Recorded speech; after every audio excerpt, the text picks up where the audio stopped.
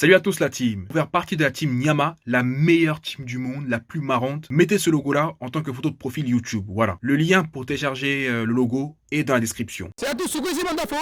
Oui, la team Nyama, on est là. Bon, c'est quoi aujourd'hui? Alors je pense que vous êtes tous au courant de ce qui s'est passé aux US, le tragique que le Renoir se fait tuer par le flic, voilà. Donc aujourd'hui simplement on va aller voir des gens, demander leur avis, ce qu'ils pensent de ça, et aussi faire passer un message de soutien, très important. C'est parti. Salut, comment ça va? Salut, ça va et toi? Bien. Qu'est-ce que tu fais de beau à Châtelet là ici là? Bah écoute, moi je suis arrivé sur Paris il n'y a pas très longtemps. J'ai rejoint ma copine ici et... Pour vivre ici ou j'étais pas... Pour l'instant ouais. Ok. Pour vivre ici de Marseille. Ah carrément de Marseille, donc, je suis passé chez l'ennemi, ouais. Ah ouais, carrément, c'est grave, attention, c'est grave là. Alors voici la question, au compte de ce qui s'est passé du State par rapport aux flics, voilà. Qu'est-ce que tu penses un peu de tout ça là? C'est triste mais malheureusement c'est pas nouveau, ce serait ni le premier ni le dernier. C'est inexcusable, hein. Bah, c'est inexcusable. Oui. C'est inexcusable mais c'est la réalité des choses pour les gens de couleur dans le monde. Ouais, c'est vrai. Mais les gens de couleur dans le monde ça veut rien dire aussi. Ça veut rien dire, parce que on est tous le raciste de quelqu'un un peu. Moi je suis bicolore donc forcément... C'est ça, voilà. Parce qu'en vrai, parce que tout le monde subit un peu le racisme, que ce soit Renoir, Rebeu, Asiate, même les Blancs aussi, même les Blancs. Bien sûr. Surtout même les Blancs, même les Asiates, comme tu dis, subissent, surtout en ce moment. À cause du coronavirus, c'est un peu bien sûr. Et même aussi, on va dire qu'en France, bon, c'est aussi présent, mais bon, pas au point des US, mais c'est aussi présent que les flics sont moins indulgents par rapport aux Noirs et aux Arabes, tu vois. Oui, bah oui, surtout en France. Ouais. Surtout en France, comme tu dis, après... Il n'y a rien à dire de positif là-dessus, j'ai envie de dire. À part peut-être un changement de mentalité. Ça prend du temps. Ça prend du temps. Ça prend du temps et ça prend des erreurs. Ouais. Donc si tu as un petit message de soutien à faire passer. Il faut que ça change parce que c'est plus possible. C'est plus possible. Bon, les flics, tout le monde va leur dire ils font leur travail, etc. Mais leur travail, c'est aussi de respecter un minimum les gens et de ne pas les tuer. S'ils sont là pour protéger, c'est pas pour faire l'inverse. Voilà. Alors, est-ce que tu es au courant de ce qui s'est passé aux États-Unis par rapport au flic qui a tué? Ah bien sûr, justement, j'ai vu l'événement créé par la sœur d'Adama Traoré, une manifestation demain. Ouais, demain. Et je vais y aller. Oh, sérieux? Ouais, je vais y aller, oui. Ah, c'est plaisir, ok. Parce que je fais aussi partie de la communauté minoritaire. Je trouve que moi, je suis responsable aussi. Oui. Ouais. C'est vrai que aussi, malheureusement, je trouve qu'aussi en France, il y a aussi du racisme asiatique aussi qui est banalisé. C'est ça le problème aussi. Bien sûr, c'est différent, mais c'est assez présent en ce moment. Par exemple, pendant le confinement, j'ai eu des propos insupportables. Par exemple, on a dit par exemple coronavirus, salle chinois, ça arrivait. Ah bien sûr, bien sûr. Oui. C'est vrai qu'à cause du virus, il y a eu beaucoup de méchanceté envers les Asiatiques. Oui. Ça, c'est un peu dommage, ça. Oui. Mais du coup, tu en penses quoi de ce qui s'est passé là-bas aux États-Unis? Tu en penses quoi vraiment? C'est quelque chose qui c'est pas très surprenant pour moi, mais on est quand même en 2020, je trouve. Il y a des choses que je peux plus entendre, il y a des choses que je peux plus supporter. J'avais même un peu honte de ne pas pouvoir sortir dans la rue parce que j'avais un peu honte de vivre au confort, bien devant mon ordi et tout. Je trouve que et maintenant, comme demain on va manifester, j'y vais. C'est bien, c'est bien, parce que malheureusement, moi je trouve que de toute façon, s'il y a des manifestations contre le racisme de tout genre, que ce soit Renoir, Rebeu, Asiatique, malheureusement, je trouve qu'il faut y aller. Oui. Parce que malheureusement, je trouve que même aussi les gens qui se sont fait frapper à cause du coronavirus, parce qu'il y avait eu aussi un cas où c'était un Chinois, je crois, qui s'est fait frapper à cause de ça. Oui, je trouve ça vraiment dommage. Et ce qui se passe maintenant aussi aux États-Unis, c'est vraiment dommage aussi parce que on est des humains avant tout, quoi. C'est ça. Il y a des choses que je comprends pas. Et je trouve que ma génération ne peut plus supporter ça. Oui, voilà, on peut plus supporter ça, c'est pas possible. Ok, en tout cas, merci beaucoup. Je pense que vous êtes au courant de ce qui s'est passé au State, malheureusement. Voilà. Qu'est-ce que vous pensez de ce qui s'est passé par rapport à ça là? Moi, je suis hyper choquée de ce qui s'est passé et de l'engouement que ça a pris, c'est tout à fait normal, en tout cas. Et que les gens ils réagissent énormément sur les réseaux sociaux et c'est vraiment normal. Ça fait un mouvement de ouf, franchement, Mais en fait, on se sent hyper impuissant comme c'est aux États-Unis, donc on sait pas vraiment quoi faire. Mais je suis un peu perdue sur les événements, on ne sait pas trop quoi faire à part mettre des messages sur les réseaux sociaux et tout, mais je suis surtout choquée. C'est vrai. Heureusement que aussi des grandes stars aussi vont aller manifester. J'ai vu ça, c'est bien. Il y a beaucoup de rappeurs qui ont été manifestés, j'ai vu aux États-Unis. Jay-Z il avait fait un gros travail dessus. Il a donné un bon billet à la famille quand même. Ils ont récolté plus d'1 million. 1 million et quelques, mais après c'est pas l'argent qui va ramener le clairement, c'est ça. Moi je trouve que c'est dégueulasse dans tous les cas, tu vois, ils ont perdu leur père, mais c'est bien qu'il y ait un aussi gros mouvement. Je pense que les gens ils l'ont pris vraiment comme la goutte d'eau, tu vois. Ils se sont dit vraiment et que ça a pris un aussi gros, que ça fait un aussi gros impact dans le monde, je pense que derrière les chefs politiques, ils vont peut-être se dire on va se calmer, on va peut-être faire quelque chose. Parce que là, même si incroyable. Trump il a mal réagi face à ça. Ouais, bah Trump, bon, J'ai voilà. pas vu, moi j'ai pas vu. Je sais plus ce qu'il a dit sur les réseaux sociaux, il a dit il les a traités de thug, je crois, ou un truc comme ça. sur Twitter, Ouais, Quand sur le Twitter. président il fait ça, c'est une Ouais, dinguerie. c'est une dinguerie. C'est un truc de ouf. Malheureusement, ouais, parce que je trouve que même en France aussi, il y a des cas comme ça. Bon, pas à ce point-là, il y a des cas comme ça aussi, où les flics sont plus sévères par rapport aux Renois robots. Ouais. Voilà et tout. Bon, Après ils vont dire non, la couleur de peau elle a rien à voir dedans. alors mais que non, bon, on sait très bien que. Voilà, Bah oui. on sait très bien, tu vois, on sait très bien. Mais bon, de toute façon, j'espère que la justice ça sera faite pour lui déjà. J'espère aussi, ouais. Et voilà. En tout cas, merci beaucoup. Merci à toi.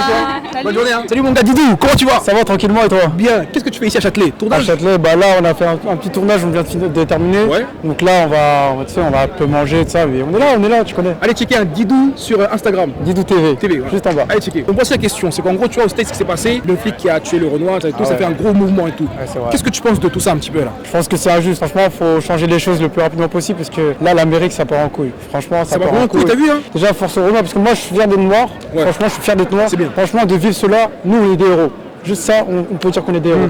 Franchement, il faut continuer à se battre et se donner les moyens de terminer ça. Parce que là, c'est chaud. C'est vrai que le mec le genou dessus pendant 10 minutes. Pendant 10 Le minutes mec déjà. disait carrément il peut pas respirer, trucs comme ça et tout. encore. C'est que le pire c'est que ce flic là avait déjà fait des trucs avant aussi. Hein. Il avait C'est tiré ça. sur des. C'est ça, Renois, et je comprends pas pourquoi il n'a pas été en justice. C'est ça. Il a juste été en son travail. Parce que souvent on va dire qu'on dit que c'est la faute du mec parce qu'il était bourré, drogué, soit Et que tu sois noir ou blanc, on doit tous avoir la même justice Tout à et fait. c'est important pour l'humanité. Voilà. Bah, en tout cas, merci mon gars. Hein. Y a pas de C'est souci. top, hein. C'est Tranquille. calé, c'est calé. Salut, comment ça va? I'm very fine. Okay. On envoie carrément en anglais. Ah, mais écoute, on va le faire en français, parce qu'on est en France, ok? C'est lui, voilà. Mais moi c'est Paolo. Hein? Paolo, moi c'est Bœuf, l'équipe. voilà, Bœuf Paolo, Bœuf Paul, activiste noir. Ok, ça tombe bien, ça tombe bien. Ouais, oui, Ça tombe bien. c'est biche noir. Du coup, la vidéo aujourd'hui, c'est qu'on va parler du flic qui a tué le Renoir au States. je suis ça de très près. Ok, J'ai alors. fait beaucoup de posts, parce Ouais. que je suis assez suivi sur les réseaux sociaux. Donc, du coup, ton réseau alors c'est quoi? Ben, mon réseau c'est en fait mon Instagram c'est Paul Bœuf pour l'instant, mais j'ai aussi on a une page, j'ai une page parce que Pascal c'est mon assistant qui est là aussi présent, Page c'est Facebook. mon ami. Ouais. Parce que Facebook Mouvement B. Le Mouvement B c'est un collectif hip-hop que j'ai créé, Ouais. que je suis à la tête si tu veux du développement de la culture hip-hop ici en métropole. Voilà, mon neveu Marano, paix à son âme, qui est décédé en 2009, a été aussi un des instigateurs, des contributeurs, on va dire, de ce mouvement. Du coup, dis-moi ce que tu penses un peu de ce qui s'est passé aux États-Unis. Ah oui, je suis très mais oh là là, mais je suis ça, mais de main de fer, parce que je prends beaucoup de position sur ce qui se passe au sein de la communauté, et puisque étant activiste, je suis afro-caribéen, donc je suis un entertainment, mais un contributeur qui a fait ses classes dans l'école guadeloupéenne, donc voilà, avec des... Toi, je pensais que ça t'a vraiment choqué ça. Oui, ça de toute façon c'est quelque chose qu'on ne peut pas nier, c'est un fait. D'autant plus qu'il n'y a eu pas qu'un seul acte, il y en a eu plusieurs actes qui se sont répétés. Là, en fait, quand on parle de Floyd, mais il faut savoir qu'au-delà de cela, il y a eu donc énormément d'actes. Je suis un acteur des années 80, donc Wastax, j'ai connu, Los Angeles quand ça a pris feu, on était là. On a vu aussi les banlieues. J'ai filmé aussi Blainbénil, 2005, quand ça a brûlé, quoi. Voilà, je suis là, tu peux pas mieux tomber. Voilà. En gros, effectivement, j'encourage les frères à être un peu plus solidaires. J'aimerais mettre en place. C'est très solidaire là. Ah oui, on est solidaires, mais disons que moi, ce qui me dérange, c'est le fait que. Alors, ça, c'est un problème qui ne date pas d'aujourd'hui, quoi. C'est le fait que nous ne sommes pas rassemblés, un peu comme ça s'est passé à Londres ou à Berlin ou un peu dans toutes les grandes villes. Voilà. Il faut qu'on se réveille. Mais je pense qu'il y a une crise majeure, tu vois, au niveau de notre union. Okay. C'est un problème francophone. Moi, ça me dérange énormément. Pascal qui est là, qui le sait, voilà, c'est un peu mon petit frère et aussi ceux qui me soutiennent. J'aurais voulu qu'il y ait un frère noir qui soit à mes côtés, tout comme lui. Mais voilà, après on ne choisit pas sa couleur et voilà. Mais John Floyd, c'est la goutte d'eau qui a fait déborder. Ça, c'est le truc de trop. Ça, à mon avis, de toute façon, ça ne va pas se calmer du jour. Moi, j'aurais voulu que ça se calme. Mais malheureusement, la manière aussi dont il a... C'est la manière. Et donc, comme je le redis, quoi, il n'y a pas eu que John Floyd. Parce que John Floyd, c'est en fait, c'est un des faits. C'est comme une sorte de pandémie, d'assassinat, on va dire, répété, mais sans qu'il y ait justice, en fait. Ouais, ça. Il y en a plein. On est dans la continuité de ce qu'on a pu voir, bien sûr, à Pretoria, de ce qu'on voit encore en Afrique du Sud. C'est pas fini. Mais je pense qu'au fond, il y a une guerre qui est fratricide entre le noir et le blanc. On a la raison.